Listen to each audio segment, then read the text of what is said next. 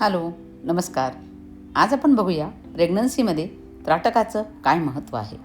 पण त्याआधी त्राटक म्हणजे काय हे समजून घेऊया. त्राटक म्हणजे एका बिंदूवर, म्हणजे दिव्याची ज्योत असेल, ओंकार चिन्ह असेल, चंद्र असेल किंवा एखादी प्रतिमा, यावर डोळे स्थिर ठेवून पाहणं आणि नंतर डोळे बंद करून त्याच प्रतिमेचं मनात चिंतन करणं म्हणजे त्राटक.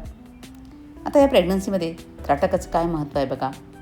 प्रेग्नन्सीमध्ये हार्मोनल बदलांमुळे चिडचिड होते, भीती वाटते, चिंता वाटते आणि मग त्राटक केल्यानं मनाची अस्थिरता कमी होते आणि मानसिक शांती मिळते. तणाव, भीतीसुद्धा या त्राटकामुळे कमी होते.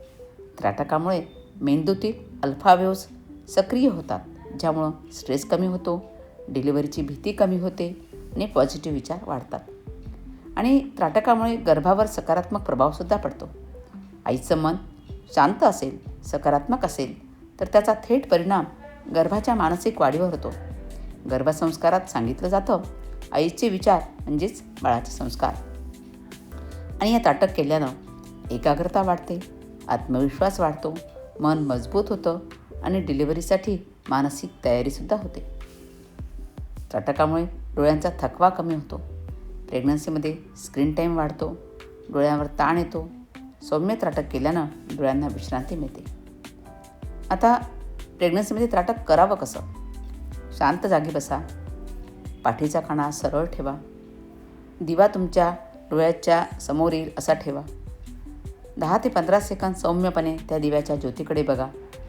नंतर डोळे बंद करून त्या प्रतिमेचं चिंतन करा.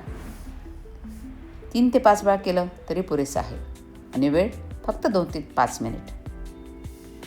आणि महत्त्वाच्या सूचना लक्षात ठेवा. त्राटक जास्त वेळ करू नका.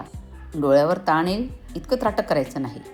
चक्कर, डोळ्यात जळजळ वाटत असेल तर थांबलं पाहिजे.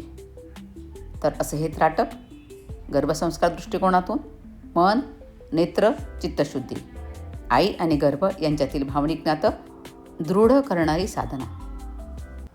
तर अशा हेल्दी टिप्ससाठी हे चॅनल फॉलो करायला विसरू नका. धन्यवाद.